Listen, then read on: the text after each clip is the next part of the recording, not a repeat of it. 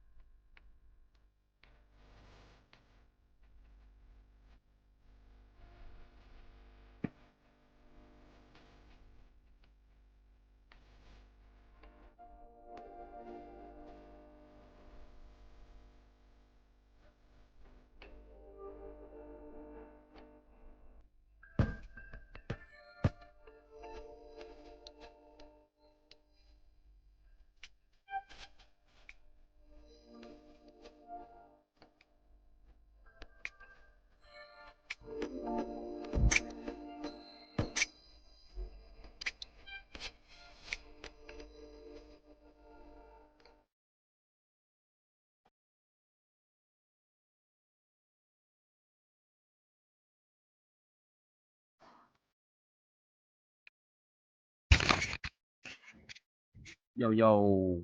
What's good, everybody? Welcome to Don Don 773 TV. And you on the place to be.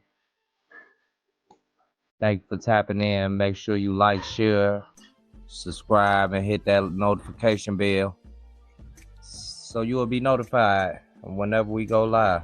And you can tap in with the family.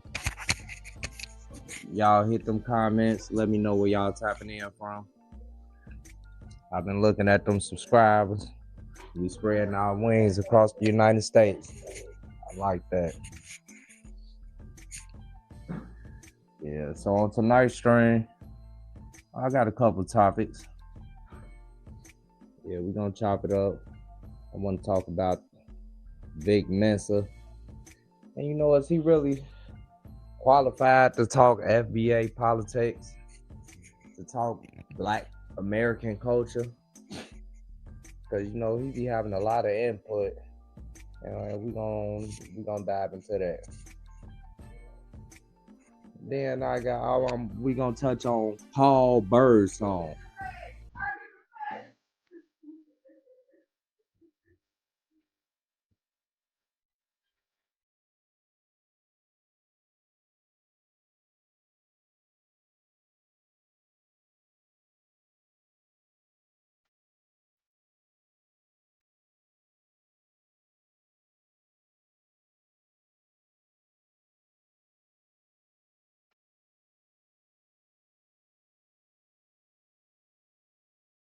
Fuck off, y'all. My old lady back there gospel. Well, we here, man. We gonna chop it up about Paul Birdsong. I ain't gonna put the chairman in front of it. I feel like that's disrespectful to the Black Panther Party to even chairman. Fuck out of here, dude. Who is this guy? Then we gonna touch on iShowSpeed. Word on the streets is he wrapping up his African tour. They say North Africa ran him out of Africa. So I don't know how true that is. But we gonna touch on it.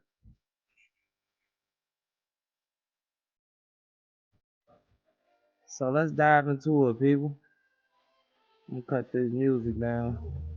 I might just cut it all the way off. But we need to keep the vibes going.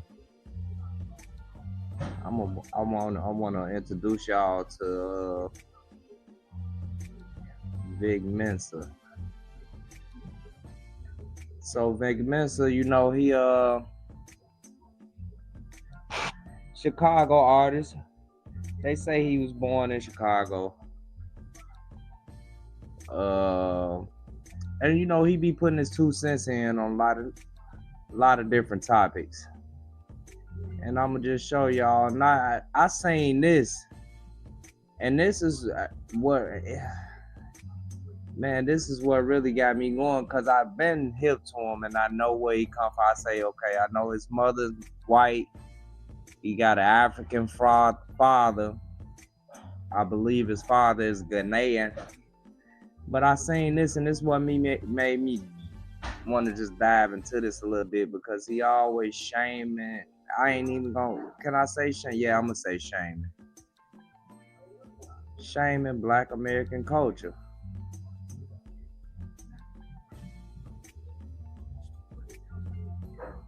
So I'm here with y'all, man. I'm trying to pull up this clip without having to leave out. But if I have to leave out, it ain't no big deal. I'm gonna come right back. So yeah, he puts his 2 cents in, and I don't really be feeling that. And he's from the Hyde Park area. So for those who's not familiar with the Hyde Park area, that's the area where President Barack Obama once lived, him and his family. And that's where Vic Mensa and his family is from. And Hyde Park is not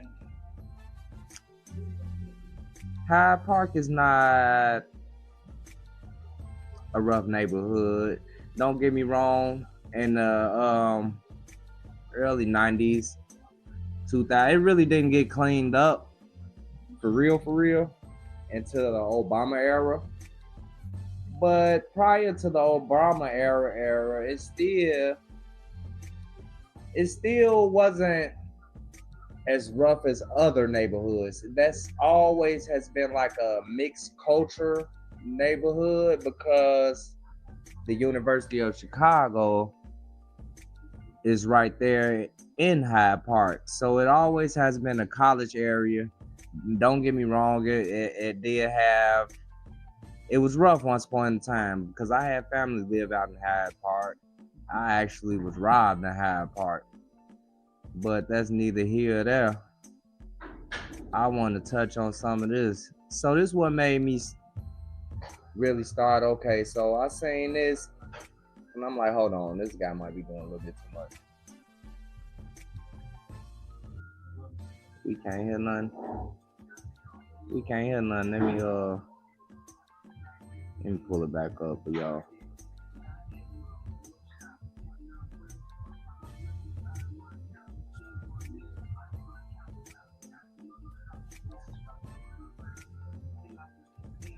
I don't know why they don't be wanting me to fucking flip. Man, they keep doing it. Hold on, y'all. I'm gonna get it over to us.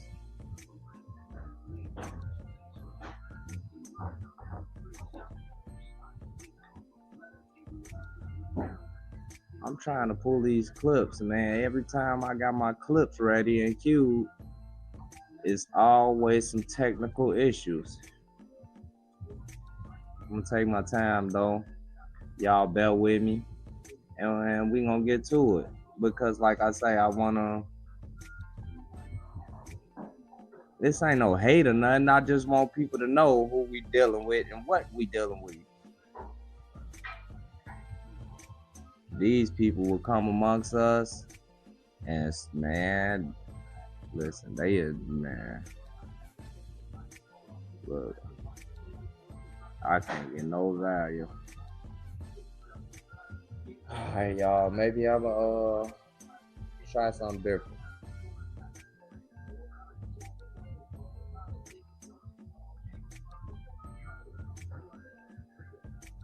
See how this works.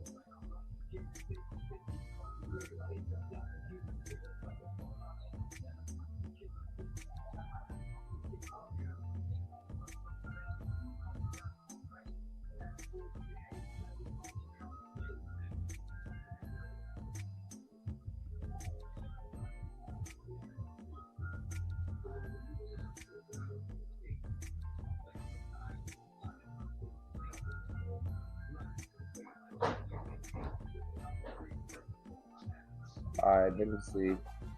Try to play this for y'all.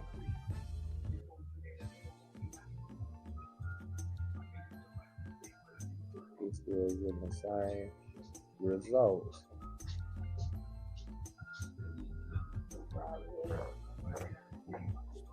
Man. I don't know what this is, but they don't. I don't even think y'all can hear me now.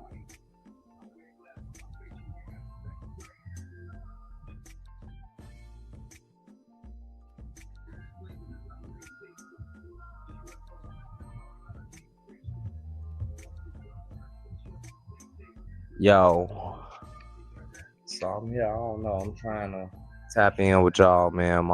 I'm having technical issues.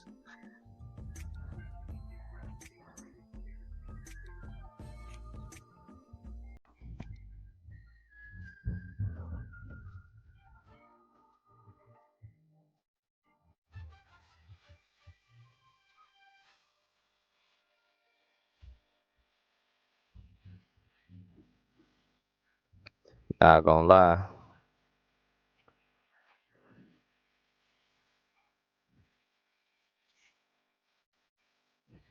I'm gonna have to figure this out because this is taken away from the stream. It's really fucking our stream.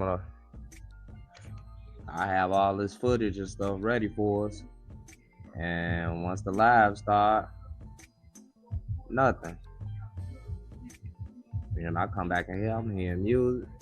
So I wonder if y'all even been hearing me. Man, well, that's 11 minutes. We've been live chopping it up. I hope we've been chopping it up. So let me see if I can get this clip up again for us again. Like I say, this guy be always putting his 2 cents in. And not for my culture. And we have a lot of that these days.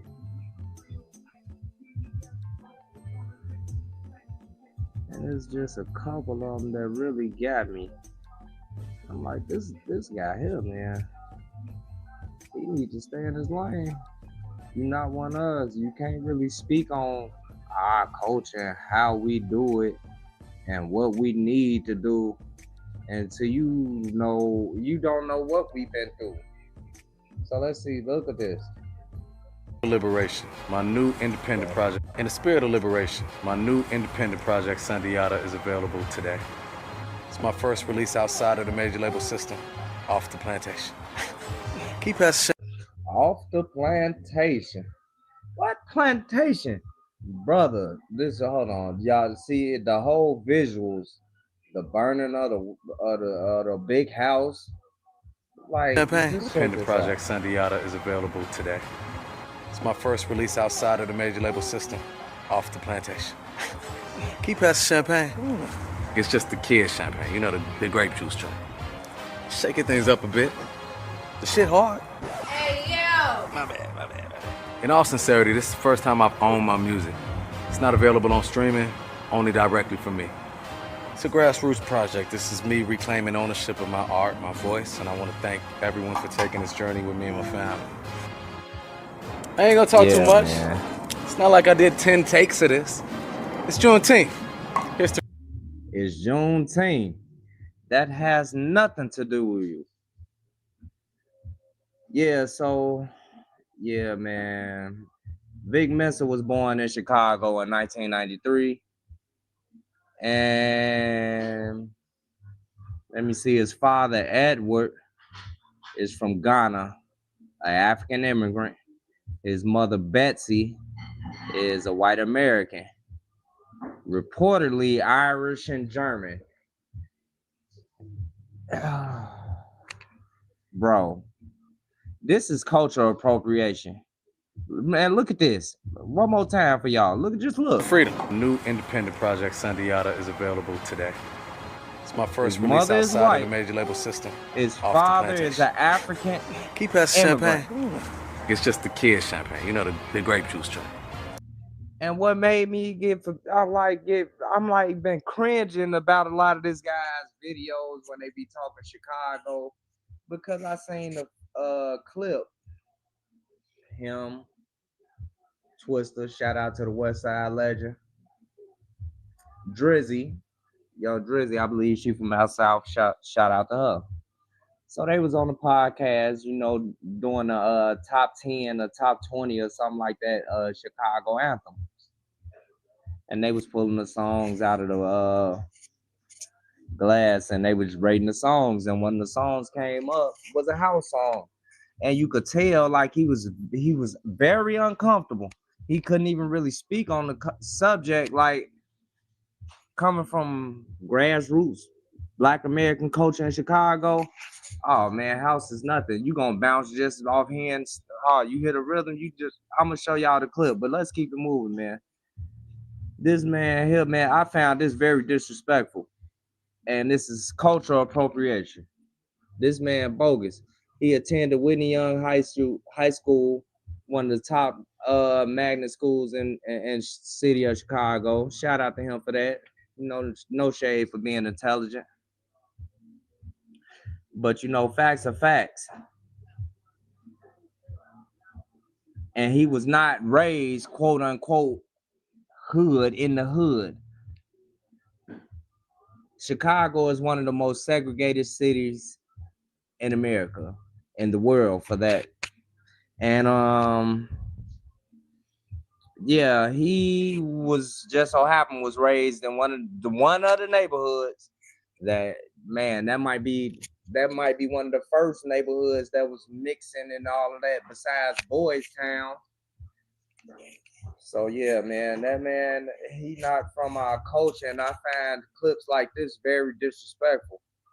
Look at this. Liberation, my new independent project. In the spirit of liberation, my new independent project, Sandiata, is available today. Man, they get up on us. My first release outside of the major label. Because I seen he see when he got on, he wasn't even a rapper. He got on with a rock group. And this is his early teens. Well, late teens, I'm sorry. Late teens going to his early 20s. And this is the crowd he was running around Chicago with. This is his crowd. This is the crowd he was with, the skateboarders. And that's no disrespect to the skateboarders, because you got people like Lupe Fiasco. We all got, in the Black American community, we got our family members that's into that culture, the rock star, skateboarder lifestyle. So there's no shade to it. But coming from an immigrant father and a white mother, your experiences, when you went home, what you dealt with, your conversations wasn't the conversations we had. You went through things, because I said, this is his crew. This is where he come from. What was the name of this group? Kids These Days. Yeah, so this is his group, Kids These Days. And this is where he got to start at, coming out of Hyde Park. And yeah, Hyde Park been well versed. And it's been an okay community. They really cleaned it up after Obama era. But it's due to the fact the college campus was right there. It always has been a okay neighborhood.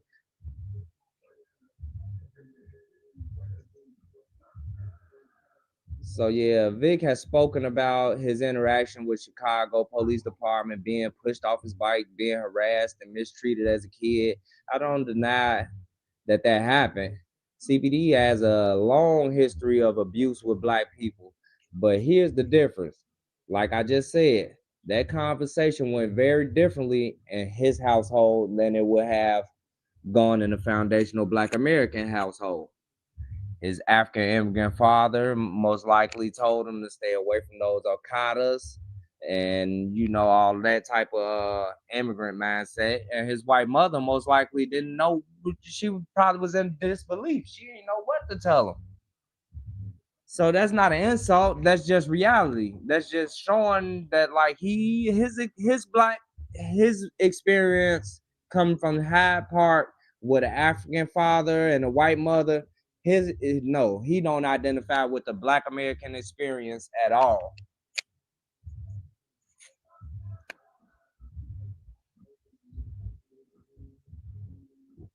Yeah, he started with these. This is crew.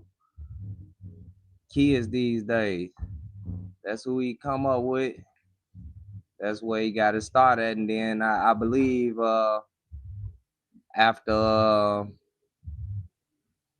they broke, he ended up sliding up under Chance, and that's how he started getting this little credibility with the black community, with us. You know, and that's what they do. They don't mind sliding up under us at all. They don't. That's him and his crew. That's what he was around.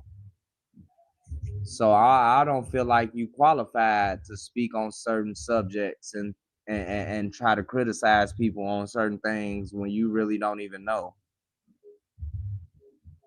Cause check this out. Let me show y'all that clip. Let me show y'all that clip with him, Twista, and Drizzy. And like I say, they sitting there. They brought the song up. Drizzy got the bopping, and ooh, y'all know how that go when you from Chicago. I'ma even say my people from the D. Y'all know what it is. That house come on, or y'all hear hurting South house track. You just get that balance. He's sitting there uncomfortable as hell. I'm finna show y'all. I don't want y'all to think I'm just talking. Not saying this, I'm like that, man. They got the wrong nigga up here. Where they get this nigga from? What are you doing? He don't even know what he's talking about. Matter of fact, he didn't say nothing. Ooh. Check this out. Cashmere, what do you think, Twist? I mean, it's a million songs you can actually pick. So yeah, just that's true. House in general. Let me see. Coming out. Oh, yeah, let's look at it. Check it out. Cashmere, what do you think, Twist? I mean, it's a million songs you can actually pick. So yeah, just that's true. House in general coming out of Chicago is big and influential. So, I mean, if Percolator is on a list, that's what. So to put it in context, they pulling songs out of the bowl. The Percolator came up, and they was rating the song what it rated for Chicago anthem. So Twista had his Twista was like, hey man, he started a debate on it. And he came from a person in the record label point of view. I mean the record industry point of view. He mentioned, yeah, it's a classic, but he would put the cha-cha slide over it. And I get it. The cha-cha slide went far and wide. That Percolator more like an in-house. So yeah, let's watch it. We got on there, but we all can name at least 3 or 4 house songs. Yeah. I don't know about y'all. Look at Vic. That's why I'm playing this. Just pay attention. Twista like, man, we can all name 3, 4 house songs. Look at Drizzy body language. Look at this. Look at him over there. He uncomfortable with this topic. Let's look. But I know. I can name at least 3 or 4 house songs. Yeah. I don't know about y'all little cats. I can't name it, but I know. Man, I don't care how old you is. You know them certain tracks, and like Drizzy say, it's certain ones you don't even know the name to them, but you know that melody, you know that track. Let's check it out, though. Let's keep going. Listen, just check it out. On a list, that's what we got on there now, but we all can name at least 3 or 4 house songs. Yeah. I don't know about y'all little cats. I can't name it, but I know. I don't know who sing them, but I know when I hear them.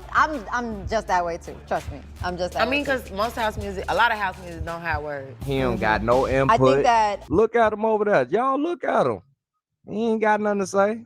When we talk top 10, for the sake of talking of the influence of house music in Chicago, I think that it's great to acknowledge it, but I don't know if it makes the top 10 list. Or does it for you guys? I don't know. There's room. Can we just put them Which all one bigger, on the Percolator table? or Cha-Cha Slide? Cha-Cha Slide Look. bigger He than just Percolator. let's just put all the songs on the table and just get this shit over with. Listen to him. Because this is see all a couple songs prior to this, because I watched this whole thing when it first dropped. He was comfortable chopping it up about the Chief Keef. He was chopping it up about the G Herbo song, because a lot of these people come from they was raised in the internet era, and I get it. So if your parents not well versed in the culture, you have to try to teach yourself the culture. So it's certain little stuff he was chipping in and pitching in about Pope pimping and little stuff like that. but you can still get it. He probably discovered pole pimping when he was 20. You get it? So let's just check this clip out. Ooh, bigger percolator or cha-cha slide? Cha-cha slide bigger than percolator? Ooh, that's a good question. No, cha-cha slide is bigger than percolator. That was a good question though, like, because like I said, cha-cha slide, people line up. They do the line dances down south to the cha-cha slide. And that's a house cut. But you know, the percolator is like in-house. That's Chicago. That's us. So I get the argument. That sound is just so like Look at him, iconic. I still give it to cha-cha yeah, slide. hit that shit. If I say house music as a whole, that's one thing. But if you just boil it down to just percolator versus cha-cha slide, it's cha-cha slide for me. I see your point though. I get it. I see your point. It's just a piercing Chicago sound. It is hard though. Yes, Once you, I'm gonna It's put time it. for the percolator. I'm gonna put it down. I'll just put it down. Look at Let's him. just put it down And you got the dance. to marinate. that's a rough one right there. All right, let's see what else we got. Yeah, that'll go to bowl. So they were just picking up out that bowl, and he was just uncomfortable over there. And I peeped that. I'm like, this nigga uncomfortable, man. Yeah, man. So that's that man culture, man.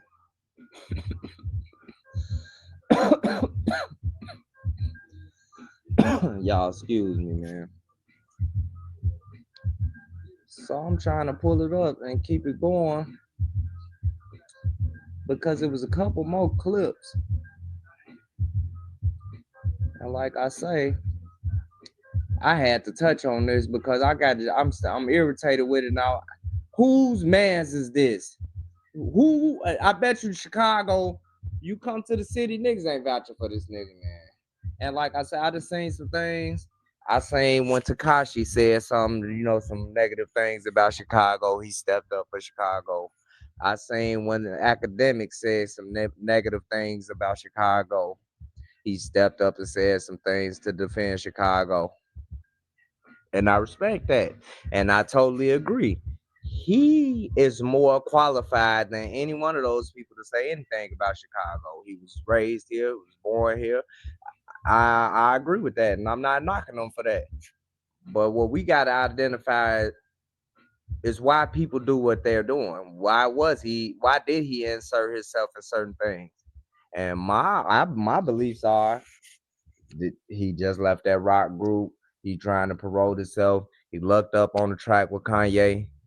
And inserting yourself in certain things like that, what's it to you to threaten academics? What's it to you to threaten the federal agent you most likely will never run into? So yeah, like I get it, it's promotion. What Eazy-E say, any promo is good promo. Eazy-E taught us that. Rest in peace. So yeah, he done said a lot of different things. He had a little relationship with Chance the Rapper. I know that they was rocking and then stopped rocking for a while and then they linked up again. So I don't know, man, but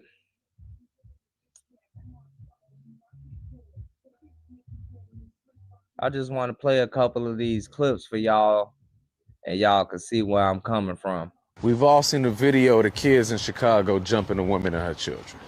That shit was horrendous. My knee-jerk reaction was the same as many people.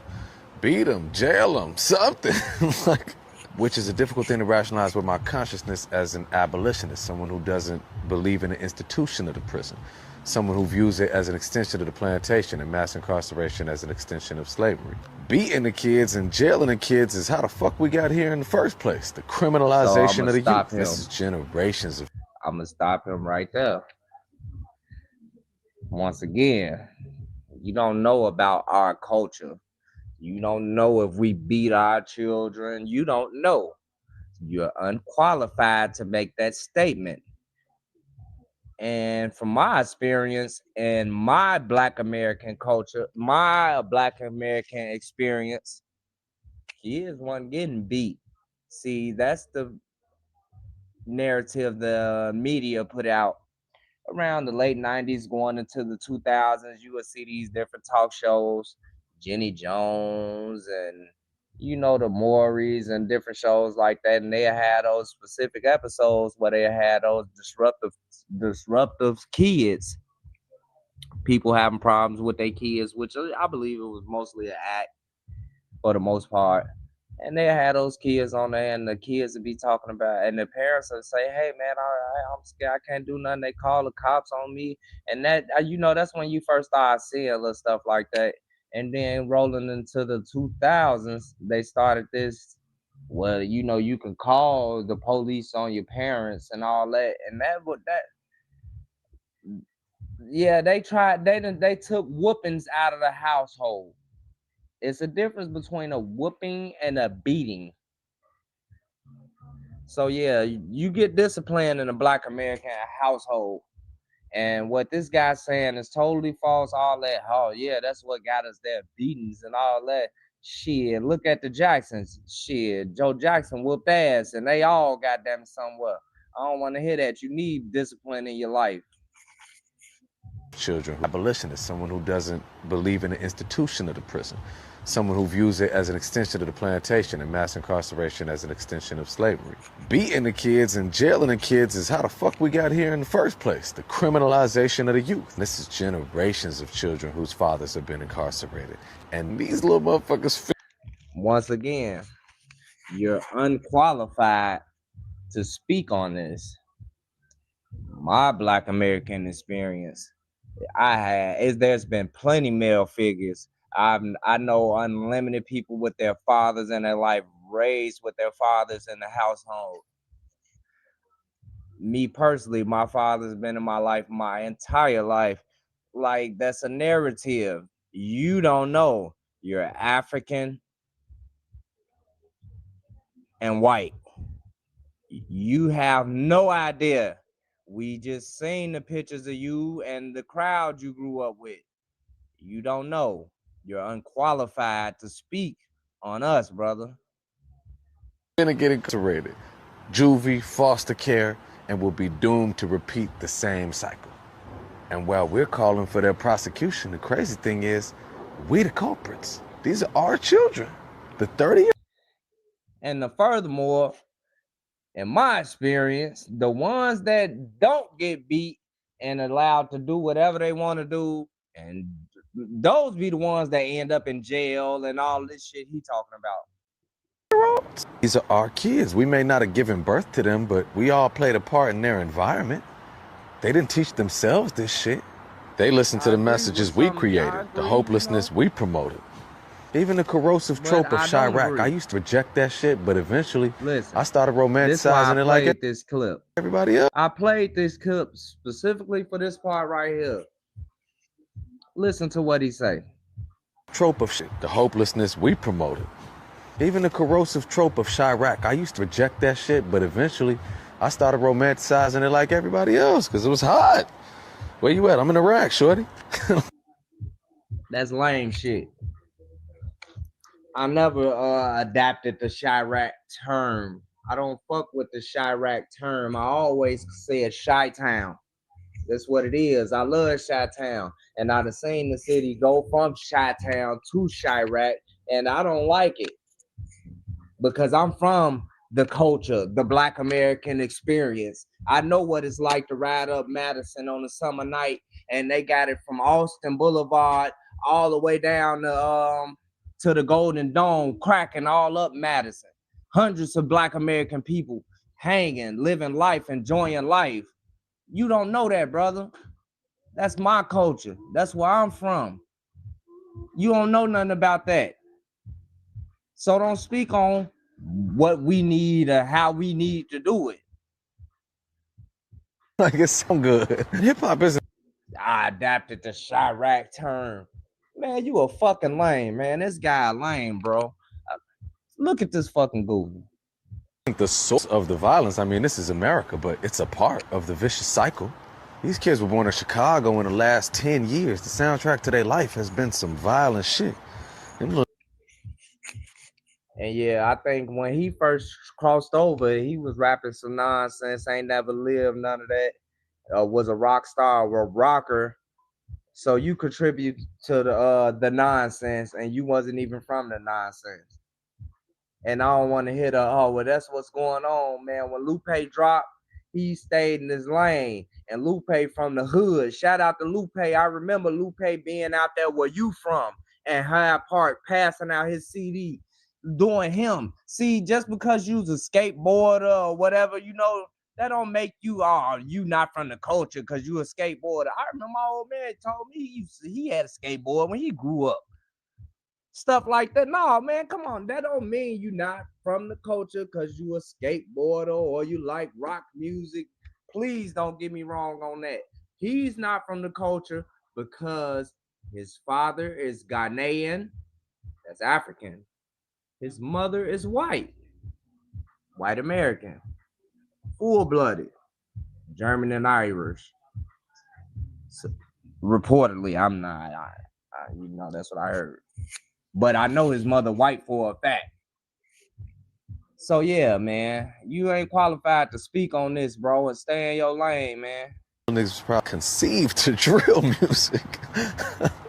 Oh shit, that's just not funny, but it makes me think about how they rehabilitate child rebel soldiers born into militia cultures of violence, because Chicago kids are born into war, and that's gonna take real investment into programming. I'm not saying they should have no consequences, but throwing them kids away only ensures that the future will be worse. Man, sometimes that shit seems insurmountable, but change on small individual levels is possible. 2 organizations in Chicago that are changing the lives of kids just like this: Good Kids Mad City and Girls in the Hood. I'm gonna pull out my phone and donate I want to let the clip play so y'all get them organizations, because I ain't gonna take nothing away from them and what they doing in the hood.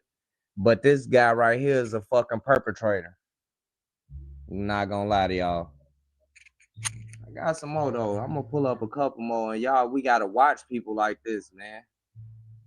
For real. Let me see what I'm trying to get up here for y'all. This nigga. Yeah, man, these people crazy though, man. They get up on us, man. They'll act like they want us. I'm talking about they act like they want us for real. Man, they rough, man.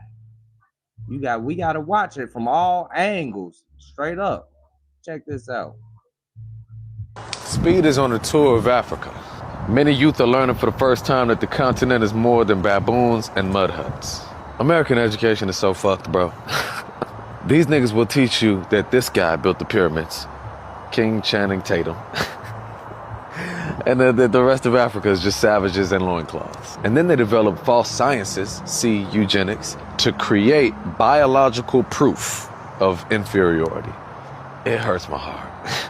But it's a necessary part of the thievery of our gold and our diamonds, to convince the world that we are inferior. Speed actually tried to purchase a diamond in Botswana, to which they replied that they're only allowed to sell their own diamonds to De Beers, the British mega corporation founded by Cecil Rhodes, who literally stole the land and the mines through murder and slavery, and still to this day has scholarships named after him, Rhodes Scholarships. Heard of that? It's some George Washington shit. George Washington type beat. Botswana is the top diamond producer in the world and is one of the poorest countries on earth. So Speed, like any reasonable person learning about colonial theft for the first time, it's like, that's weird. He like, I can't buy a diamond from the people that mine the diamonds? All right. But I love it though, because these kids, man, they're gonna see the truth. Just like they saw Gaza through TikTok. And that's why I'm doing what I do, because the kids, they need to know that niggas like you, man, please run. Straight up. These people dangerous out here, man. I'm not gonna lie to you, they dangerous. And we gotta start teaching ours, how to move and how to identify these characters. Because he's a character. This guy right here is a character. He's not real, he's a character. Out here, we and us, and what black people need to do and why we need to do it. So yeah, that's what we dealing with, man. I got one more I want to play for y'all, cause it's gonna My homie reached out to me. But I just want to get into something before I play this. I had the picture. I don't know what I did with it. I must have deleted it. But this nigga walking around, he got a slave tattoo. What would you, bro? He got a slave tattoo on his forearm. The word slave. First off, bro, as a foundational black American, we don't get down like that, bro. We don't play that. We ain't tattooing no slave and all that on us, bro. That's clown behavior. Once again, bro, we don't glorify that. Man, and this guy, all this, man, I seen somewhere it was a Lollapalooza incident, and he went around trying to, like, he had a life or death incident or something. He ended up trying to break into Lollapalooza, fell off the gate and fell off a bridge and almost killed his fool self with that look, white shit. That's white people shit. You know, that's how y'all know that. All that old crazy behavior. You know, as a foundational black American, bro, I'm moving around. If I'm trying to get in the back door, if I can't get the back door open for me, man, we not jumping no gates and shimmying up on the gates. That's that African white shit, a little bit of both, man. Yeah, man. So I seen this, man. This guy's a character, man. Now, man, y'all watch out for these people, man. This is cultural appropriation. And you know, people like that, they don't even understand the benefits they've had. They just try to, you know, portray one of us. But I'm gonna play this clip of Dr. King. Rest in peace, Dr. King. His birthday just passed last week. We just had King Day. His holiday Monday. And let me play this for y'all. No other ethnic group has been a slave on American soil. I mean, every other group that came as an immigrant somehow, not easily, but somehow got around it. Is it just the fact that Negroes are black? America freed the slaves in 1863 through the Emancipation Proclamation of Abraham Lincoln, but gave the slaves no land or nothing in reality, and as a matter of fact, to get started on. At the same time, America was giving away millions of acres of land. So y'all might, what this got to do with it? Well, because his white mother benefited from this. His immigrant father, I'm pretty sure he came over here and got all type of grants and loans, because I believe he has a PhD in something. So the man, I'm pretty sure, look, man, you benefited. Your family benefited. Your family had to jump through none of the hoops me and my lineage had to jump through. So let me let Dr. King talk about it.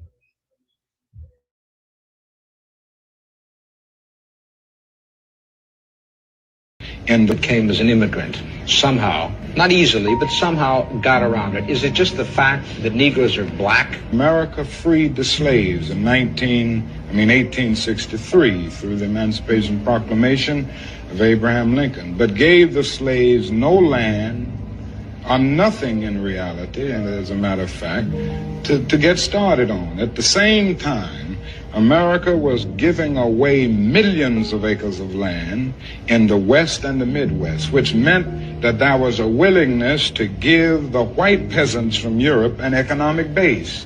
And yet it refused to give its black peasants from Africa, who came here involuntarily in chains and had worked free for 244 years, any kind of economic base. And so emancipation for the Negro was really freedom to hunger. It was freedom to the winds and rains of heaven. It was freedom.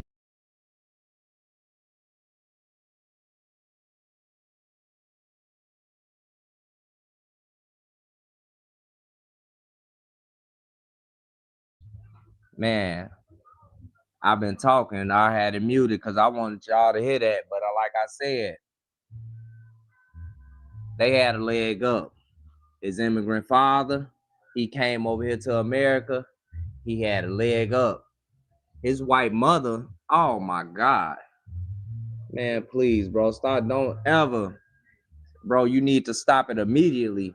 I hope this footage get to you some type of way, bro. Just stop it, bro. I don't mind you talking Chicago. We don't mind you talking Chicago, how you came up. But all of that trying to, on one hand, then defend Chicago, on the other hand, give a backhand to the entire foundational Black American community. Man, you insane, bro. And no, there's something got to be said about it. Without seed or land to cultivate, and therefore it was freedom and famine at the same time. And when white Americans tell the Negro to lift himself by his own bootstraps, they don't look over the legacy of slavery and segregation. I believe we ought to do all we can and seek to lift ourselves by our own bootstraps, but it's a cruel jest to say to a bootless man that he ought to lift himself by his own bootstraps. And many Negroes, by the thousands and millions, have been left bootless as a result of all of these years of oppression and as a result of a society that talk to him. Deliberately made his color a stigma and something worthless and degrading.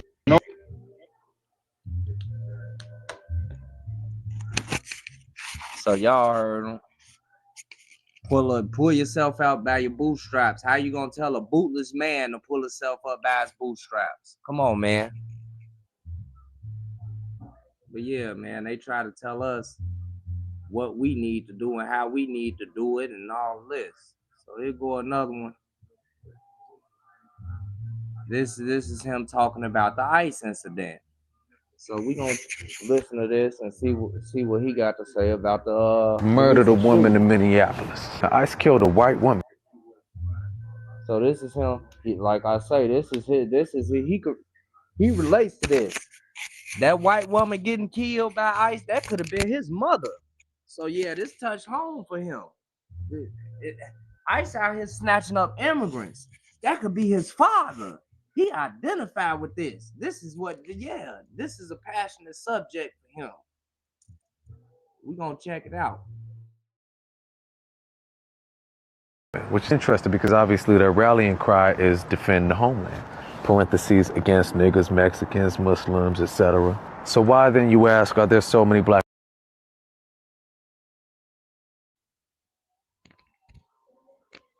I gotta pause it right there again because niggas and all. Hey, I know what he trying to say when he's saying niggas. He ain't talking about Africans. He talking about us. They ain't, hey, bro, we ain't got nothing to do with that. That's your father and his people, them immigrants. That's y'all fight, man.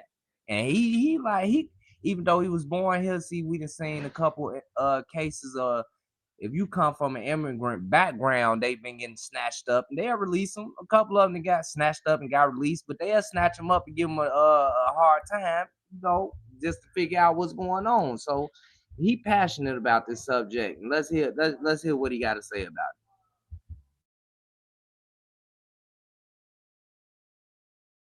it. And Browns murdered a woman in Minneapolis. ICE killed a white woman, which is interesting because obviously their rallying cry is defend the homeland. Parentheses against niggas, Mexicans, Muslims, etc. So why then, you ask, are there so many black and brown ICE agents? And why would they kill a blonde-haired white woman? Because what you got to understand is that white supremacy is and always has been a front. It's a cover for capitalism. It'll use Uncle Tom's, case in point, Sam L. and Django, and it'll kill white people. John Brown, the famous white abolitionist. So on one hand, he'll talk about how white supremacy is capitalism. Like, this guy's, man, just listen, man. In order to keep exploiting you. It's not and has never been about race. Race is fucking fictitious. It's some shit that they made up to. Man, you a lie and the truth ain't in you. You a damn lie. Like, you a lie. It's about race. I don't know, what are you talking about? Like, it's about race. Systematic white supremacy. Man, it's about race. Justify the pillaging of Africa for free labor and resources. They just hyping these Trumpers up so they could run off with the bag. That free labor is what enabled America to become the richest country in the history of the world. Race. Yeah, free labor off of slavery. And now here we are in 2026, and they're undermining Black Americans right here with immigrants, trying to underpay the immigrant class, undermining us.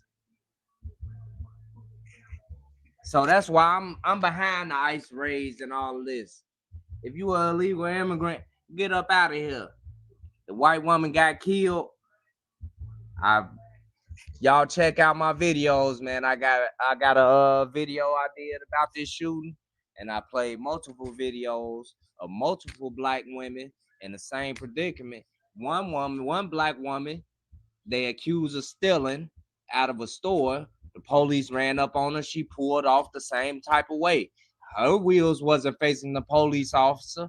They shot and killed that woman. She was pregnant. I believe her name was Takia Young. A woman right here in Peoria, Illinois, shot her boyfriend, shot and killed. The dirty police officer turned off his body cam and shot these people up, and then cut the body cam back on. Yeah, that's what's going on. Man, you don't know, man. Man, this man crazy. Let me finish this footage, man. It's just a justification for exterminating the Native Americans. This stolen land mass is what enabled America to become the richest country in the history of the world. And the longer that you're concerned with hating me for my race, the richer they get. What race what are you?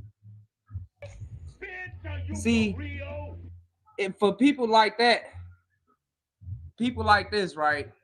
People like him, it's hard on them, right? Because he get around his white family, and he ain't, he wasn't, man, he not white. He get around his African family, he not African. Man, this guy here is a chameleon, man. Watch people like this, man. Watch these niggas, man. You gotta watch these niggas, man. So yeah, I got one more. Keys the other day saying black excellence is the scam that replaced black power. He said, what's wrong with black excellence? Black excellence is the scam that replaced black power.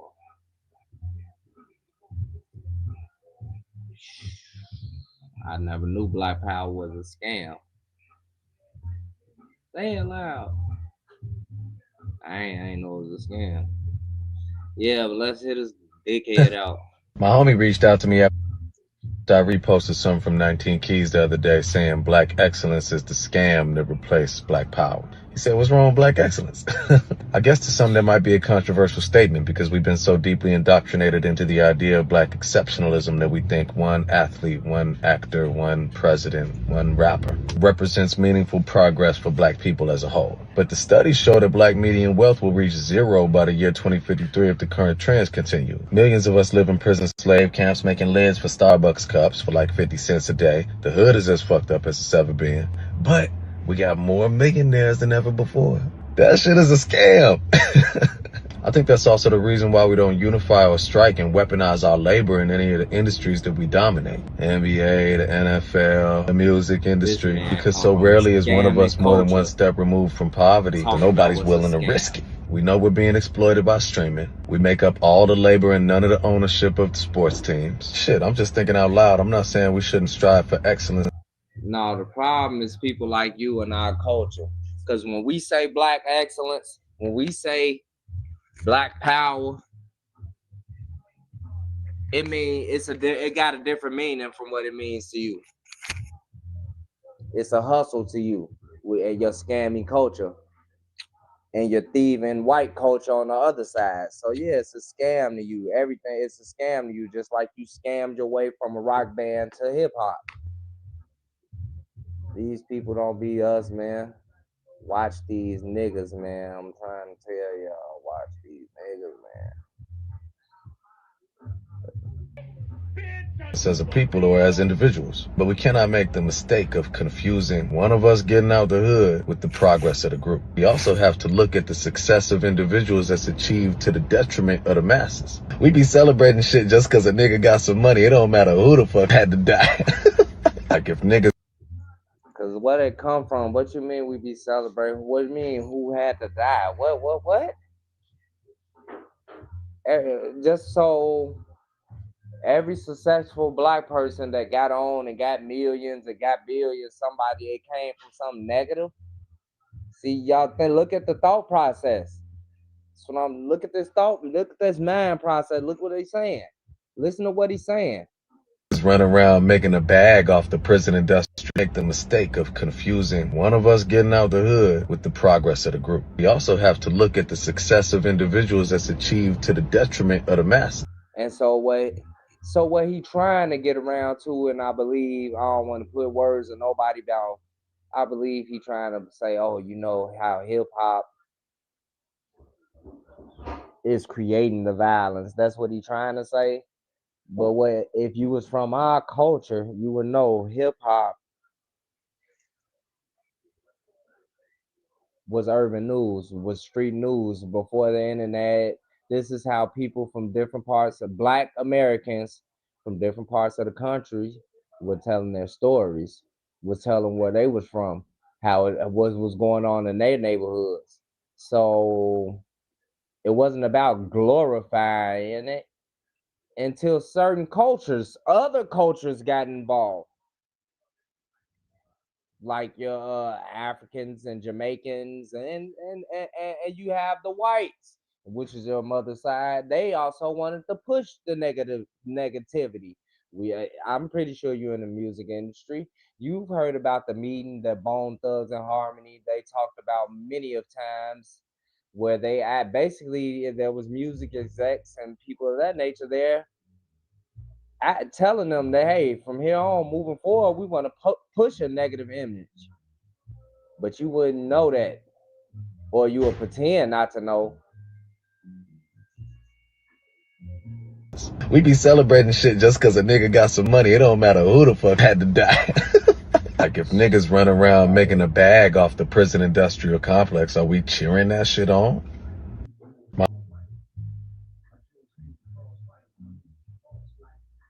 Yeah, man. Pack this nigga up, man. Whose mans is this? That's what I want to know. Who mans is this? That's it. I just want to know, man. Like, when y'all was 18, 19, well, who was running with this nigga? What's that? Like, he had to have part. Some of y'all stones could vouch for this nigga. Who was around this guy? Yeah, we glorifying niggas dying. What? Yeah, we happy because niggas made millions off death. What? Bro, what are you talking about? Yeah, man. You gotta watch what we have up on us, man. Let me see what's going on, man. The drama online about Essence Fest being taken over by Africans and run into the ground. Sounds like Zimbabwe. That's fucked up. That's a bad joke. I take that back. Well, I can't really speak to Essence Fest. What it has ignited is widespread fury from FBA, foundationally Black Americans, toward Africans. And let me say, Black Americans have very legitimate reason for concern about their creations being co-opted. Shit, you remember when Miley Cyrus invented twerking? Or rock and roll, jazz, IBM computers? Black Americans are the architects of so much of global culture today, with unrivaled contributions to music, art, literature, science, technology, cuisine, literally everything. And let's be real, Africans in America and globally have often perpetuated stereotypes against Black Americans and made ridiculous claims like they have no culture while emulating their culture. Some of this shit is pretty out there, though. A lot of the FBA movement even goes as far as to say they're not even descended from Africa. And you know, that's kind of like, did you descend from something? Black Americans have very legitimate reason for concern about their creation. Yeah, and I'm one of them. I know, bro. We've been over here man, listen, almost that working on 1,000 years, man, on paper. And like them people, you go back and look at the journals of the people that made it over here and settled over here first. They said the people look like the people of Ethiopia. We already had this discussion. We know we've been here. It's nothing really to talk about, man. Okay, everyone has a percentage of African in them if that's the case. We all are from Africa. The whole world. Y'all gotta relax. We gotta let go of the African, bro. Like,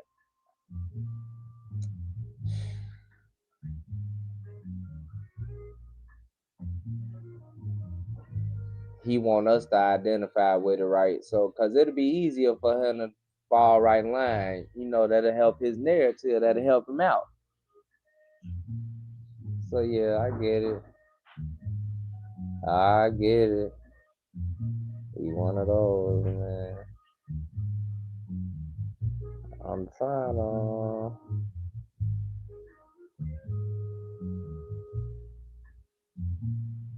line us up. So yeah, man, this guy, man, pack this nigga up. Nations being co-opted. Shit, you remember when Miley Cyrus invented twerking? Or rock and roll, jazz, IBM computers? Black Americans are the architects of so much of global culture today, with unrivaled contributions to music, art, literature, science, technology, cuisine, literally everything.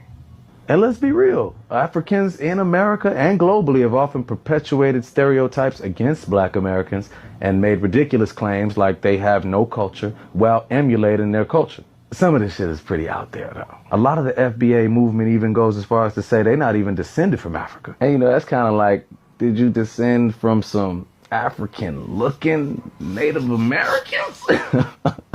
That part is tough, because, like, Don Cheadle, that nigga looked like his name supposed to be Umbugu. He looked like you say his shit with a click.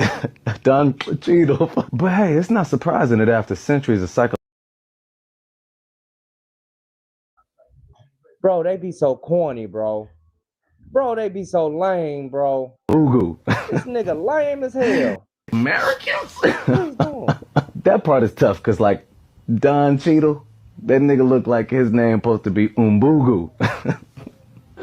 He looked like you say his shit with a click.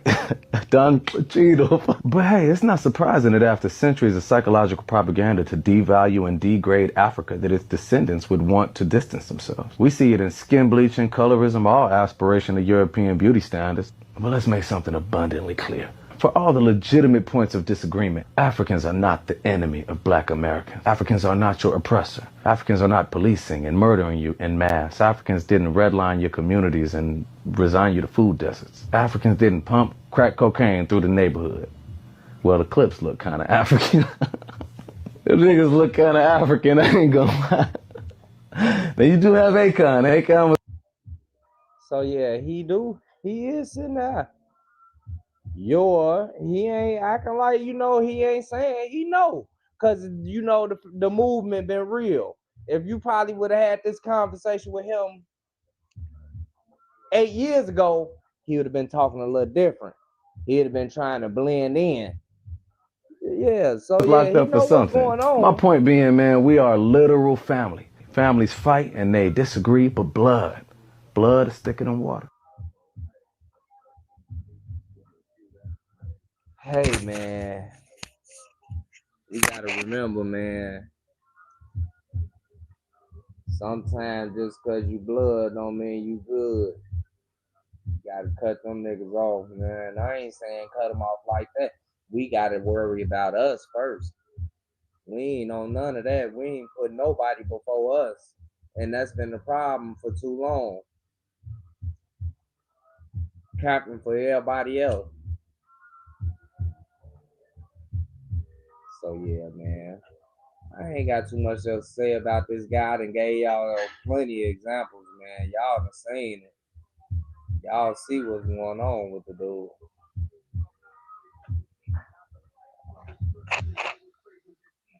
Next up, we want to talk about Birdsong. This nigga here, man. What's his name? Paul Birdsong. Check him out, man. So it's been this going on. This guy claimed he's the new Black Panthers. You know what he got going on. You know where he come from. You know who mans is this. But I want to know. I ain't too sure. But I know I ain't rocking with it, man. They got the smell of William O'Neal all over it. This man gonna get some people killed. ICE agent ever run up on me, I guarantee you they won't. I'll put a hole in their chest the size of a window. Safe line repair, safe line replace. That's what's gonna happen. They touch me. Unarmed woman was killed by ICE. If you think you about to come and so, the crazy thing is, right? I'm gonna start the video on, right? When I first seen this, I'm scrolling through, and I come across, I watch, I'm what the fuck? Alright, well, who is this guy? I'm lying. I ain't even say who is this guy. I say this AI. This gotta be AI. And I looked at it and I watched the video and I kept it moving. It was after the fact when I started seeing commentary on the video where people like, man, who is this nigga? And y'all don't. Shout out to my boy Josh. He was, man, y'all better not trust this nigga and all this. And I'm like, hold on, this a real person? That's a real video? So you telling me they walking around with them big ass guns like that in the middle of the protest? All right, look at this, y'all. ICE agent ever run up on me, I guarantee you they won't. I'll put a hole in their chest the size of a window. What? Safe line repair, safe line replace. That's what's gonna happen. They touch me. Unarmed woman was killed by ICE. If you think you about to come and brutalize the people while we're standing here, fuck around and find out. Our interactions with the police and ICE, and we hold them accountable. We hold them accountable. We patrol the community and we hold them accountable. The Black Panther Party for Self-Defense, we're the same Panther Party from back in the day, but we're a little more aggressive now, you dig? Carry bigger guns and we don't take no shit. Places where there are a lot of immigrants at, I think that the community around them needs to take special care to them and needs to start escorting them to and from everywhere to make sure that they're safe. Because them ICE agents ain't gonna act like that if it's a bunch of people standing outside with assault rifles and shotguns. It's a semi-automatic shotgun. Y'all, what y'all, is he crazy? Man, do y'all hear this? Man, don't listen to this nigga. You run from him. Y'all see this man somewhere talking that drag? Y'all run and go the other way. He gonna get some people killed, bro. If it's a bunch of people standing outside with assault rifles and shotguns, it's a semi-automatic shotgun. That means them shotgun shells that shoot out of a pump, they shoot them rapidly. If you are gonna legally arm yourself with something bigger than what they got. Those who serve in the public, they should be fearful of the public. They should be fearful that the public's going to be dissatisfied with their job that they're doing, not feeling like they're tyrants, not feeling like they're bullies because they got guns and body armor and walkie-talkies. That makes them immune to whatever the people would do. I think you want to correct the ideology of the pig and the mentality of the slave catcher. You meet them with equal force. All power to the motherfucking people. No power to the pig. Man, listen, man. All right. So y'all think it's a game. Because there's some people out here right now talking about some, no. I seen some nigga on the internet talking, oh, no, y'all don't know. Y'all the same niggas in the house. He gonna get some people killed, y'all. William O'Neal. That's William O'Neal. This guy giving William O'Neal vibes, bro. He gonna get some people killed. You don't know who William O'Neal is? Look him up. That's the man who set up Chairman Fred Hampton, and got it. Man, he got Fred Hampton killed. Man, he lined him up, man. Post some more footage of this character, man. Like, I don't know, man. Paul Birdsong, man, he lead this group. They call themselves the Black Panthers for self-defense. I don't know where they from. I don't know where this guy from. I need to do some more digging. We don't know where this guy from. But I got a little footage, man. I don't know. You know, people like him could be real dangerous, though. They try to antagonize and mobilize the Black community around their movement, man, and they'll get people hurt and set up and hurt and line you up. Listen, they recruiting. All power to the people. I'm Chairman Paul Birdsong from the Black Panther Party for Self-Defense. I want to address a couple things. Thing number one, I see a lot of people asking why the Black Panthers are going up against ICE for the immigrants.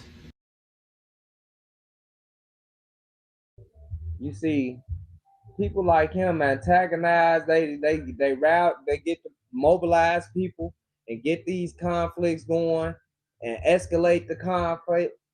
Man, these people are dangerous, man. Look, y'all do not trust this man. Don't fall for this trick bag. Well, I want to tell you something. The Black Panther Party is not a black nationalist organization. The new Black Panther Party might be. I'm not sure. The Revolutionary Black Panther Party might be. Any of these variations of Black Panther parties might be. But the Black Panther Party. Man, whose man's is this? Where did he come from? What's his agenda? Because I promise you, this giving me Ryan O'Neal to the 10th power. Man, this people hit, man, listen. Y'all, what was the name of that last nigga? Jam Master J or whatever it was. Nigga running around with all them guns. It turned out he was an agent. And then we seen him bodyguard Trump or something that looked like. Man, come on, man. Y'all Self-Defense, the one that Huey Newton started with Bobby Seale, is an internationalist organization that stands as allies with oppressed people no matter what their ethnic background is, no matter what their cultural background is. So just like my predecessors stood up against. No, but what the Black Panther Party wasn't gonna do, they wasn't gonna turn a blind eye to the black community and skip our problems and issues and worry about some illegal immigrants. You're insane, sir. Against the United States of America's imperialist regime with Vietnam to stop the Vietnam War. I don't know if you know your history. You know the Black Panther Party was strictly opposed to the Vietnam War. You know, we had the Rainbow Coalition with all different ethnic groups coming together and fighting against the regime together. That's what we stand for. All.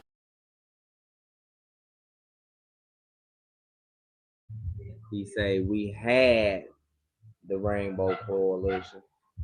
We had the Rainbow Coalition. Brother Jesse Jackson them still got it going. They picked it up after Chairman Fred. I don't know where your antennas been, but he must didn't get the memo. All power to the people. We're not racist. The very ideology of racism. Did you know that the President of the United States, Thomas Jefferson, had more than one family? We are the 7th great-grandchildren of Thomas Jefferson and Sally Hemings. I'm 8th generation descendant of Thomas Jefferson and Sally Hemings. My bad, y'all. But yeah, man. So that brother gonna get some people harmed. And please, I ask y'all, please stay far away. For real. Run. Don't sign up. Don't stand up, man. Listen. I'm telling you, man. See, idiots like that, them people are already killing people that it would cause. So please don't go out there with no guns standing next to this fool. He's an agent. He's definitely an agent. I have to swing back through. I'm having little issues, y'all. My bad. I'm coming back through though. 1 second. We loading back up, man. I got some more footage for y'all because I want to show y'all something real quick about these people be all over the place. So I believe he out of Philly. He doing this over in Philly. All these theatrics. All these theatrics he got going. He over in Philly doing that. But I seen something else. And I say, yeah, This was just before I even seen this, I said William O'Neal. Before I even seen this, but once I seen this, it just stamped it. I'm like, yeah, he an agent and this nigga working and been working. Check this out.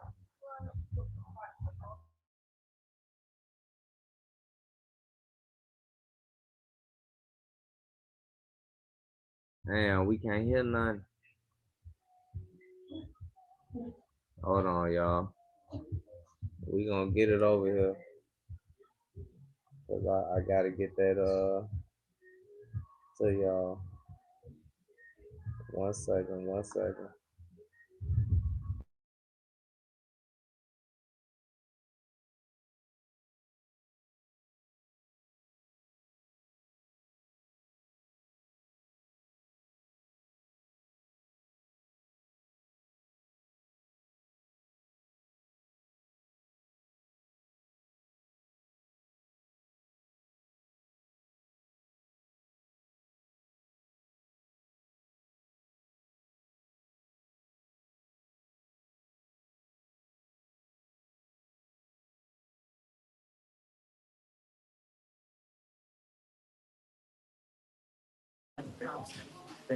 Yeah, I'm here.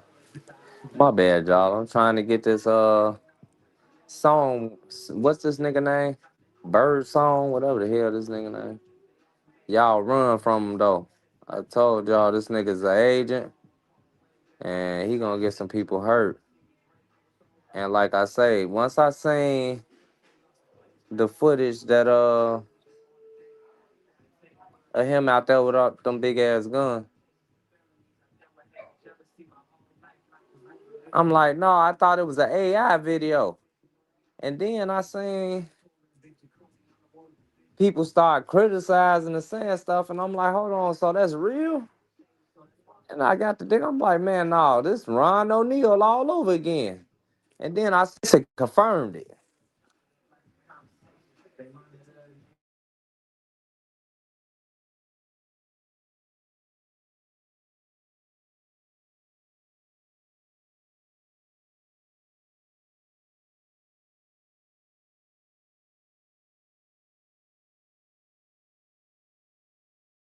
I don't think y'all can hear it. I don't know what the hell going on. But the nigga was a blood over in California. This is footage of him over in California.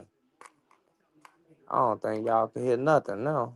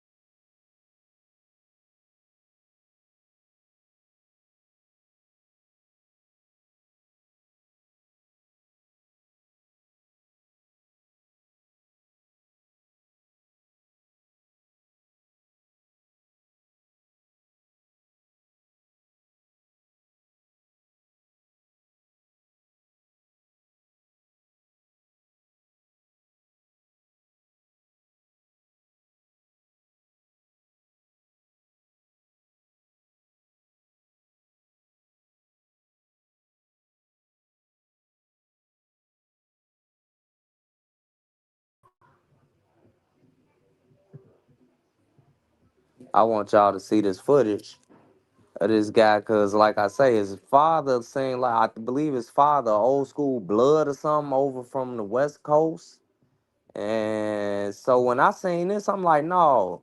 So he over in Philly now and got the movement going in Philly with the Black Panthers, but they had his ass over there working with them Pyru. I bet you them niggas probably locked up, got all type of time, don't even know why. This nigga over there working, talking about who his daddy is, who his father is. That's Chicago. Hold on, man. Check it out. AKA Small Pop. West Side. Tell me what this track is all about. You know what? Although the cameras are on me, I want to give this to my son, Lil AC, and let him explain what this track is all about. How about that? What it's about is a lot of cats haven't misconstrued it what being a Paru is, and I just wanted to fix that. So in the song, in the two verses, I'm talking about myself and how I handle things and see things, and then he's talking about being powerful, indestructible, revengeful, united, which is what Paru, the acronym for the street name, is. You know what I'm saying? So it's basically teaching these cats what it's really about. It's not about, oh, I'm shooting at them because they wearing blue. It's not about the drugs and all that other stuff. It's about who you are as a man, who you are as an individual. Yeah, you know, so he a Pyru / Panther. He done been from coast to coast and is giving me working vibes. I think this nigga working. And I think this nigga working. I ain't gonna lie to y'all.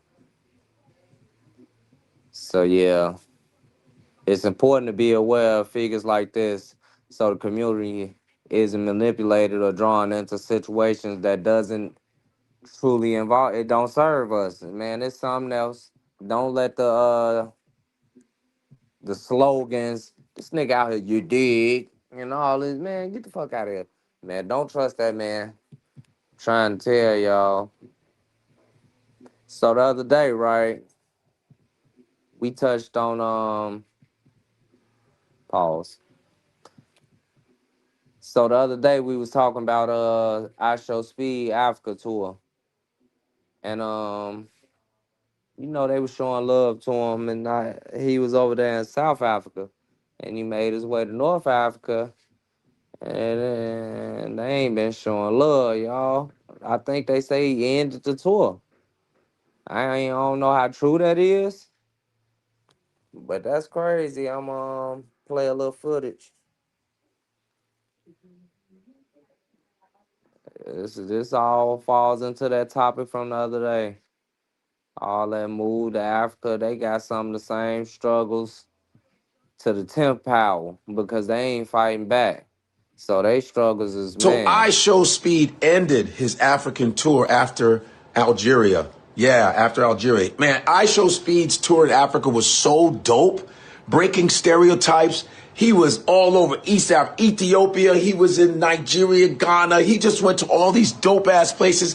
They treated him like he was one of theirs. It was so awesome to see that and all the love they were showing him. But why, when he get to North Africa, he get treated like, huh, Algeria, what's up? Soon as they get over there, you all try to start treating them like. They don't like to film them, okay? They got a football game. Yeah, but they are ultras, you know, the ultras mentality. That don't make sense. Look, they shooting off big ass guns next to his head. Man, please. Let's get out there. Let's get out of here. Aren't y'all supposed to be Muslim, huh? Does the So you know that all that back to Africa.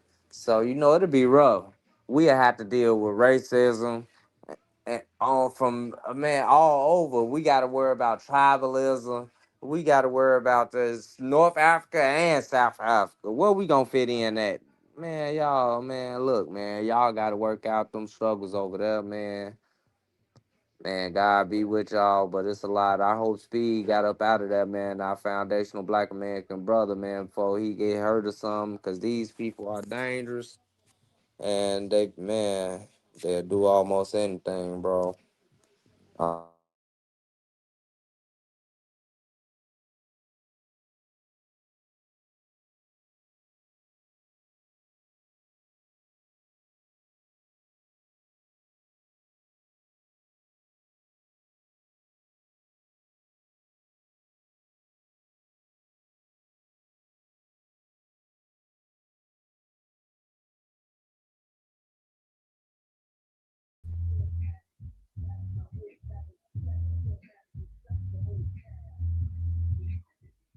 Yeah, I'm sorry. I'm sorry about that.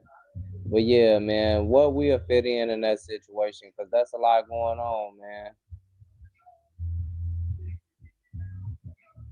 So yeah, Speed was over there in Egypt, and while he was there, the tour guide was lying to him. I don't know, lying. You know they gonna say they ain't know, cause he was asking why all the statue noses was removed. The guy act like he ain't know what he say. They removed it because the old people thought it was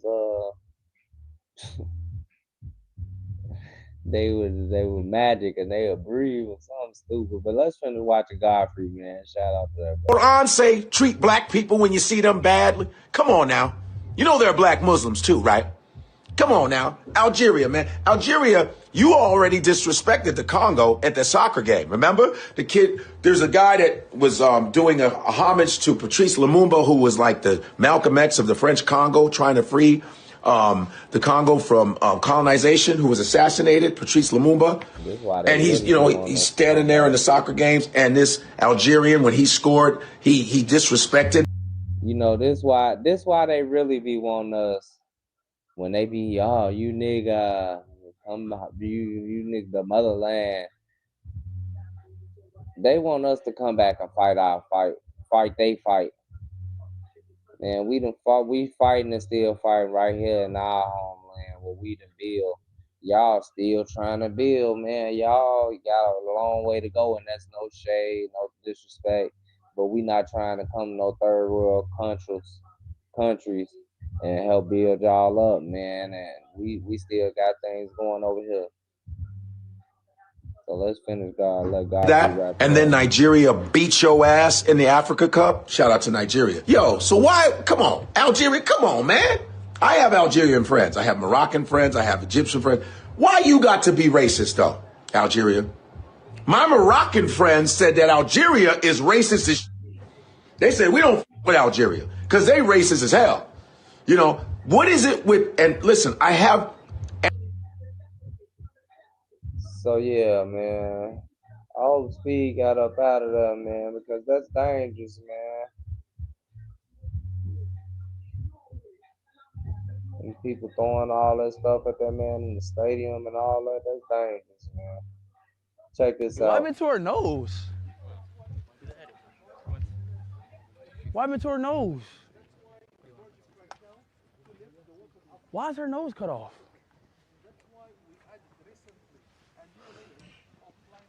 Did it fall off, Chat? Everyone ask me when you just come here why Sphinx is without nose. It's famous from Egypt and some countries. Who broke a nose? The history of man Makrizi from Islamic era. Right inside his book and say, a man his name Sa'im al-Dahr do this. But why?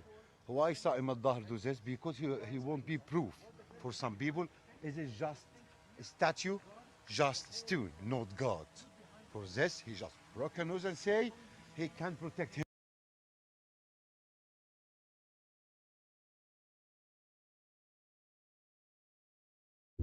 He said they knocked their noses off to show them that they were just statues, not God. That's misinformation. And this is important because when you go to over to Africa, especially places like Egypt, the history matter. Black people, Africans, and people of African descent deserve accurate history, not fairy tales or whitewashed narratives. A lot of those statues were defaced. We know they was defaced, and why? Because they was depicting an African image. Let's finish checking this out, though. Himself, what he do? He justice too. Oh, so he was trying to prove that the statue was not a god. Not a god. So he broke the nose. Sphinx is a one piece. But Steve probably knew better though. Human, but not normal human. It's royal human. And we think this is the face of King Khafre, the owner of the second pyramid. The length of the statue is 72 meters, height is 20 meters. For this is the.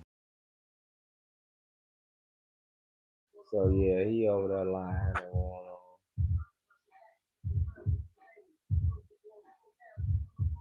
So why are the noses always missing on black statues? What? Go to any museum. Egyptian statues, nose gone. Nubian queens, nose missing. But when you look at Greek and Roman copies, nose fully intact. Why? Because the nose reveals identity. A wide nose marks African heritage. So they chiseled away the evidence, then shrugged and said, we don't know what they looked like. But the truth is, they knew exactly what they looked like. And that So yeah, man, there it is, man. Some people be lying. They know what's going on. And I ain't gonna lie, those people over there, their behavior crossed the line, man, and that was dangerous. One of those videos, them people shot a gun right next to that man's head. That's dangerous, man. Like I say, I hope he went ahead and came on home and got up out of there. Yeah, man. That's about to wrap it up for the evening, man. But I got one more thing I want to show y'all. This nigga got to be more like, come on, bro. What are you doing, bro? Let me show y'all some. 1 second, I'm gonna pull this up for y'all. Like, you gotta be more aware, bro. Like, I get it, we all got busy schedules and we be doing different things, and especially when you LeBron James. I don't know what the I don't even think he probably paid his attention, but his MLK Day shoes.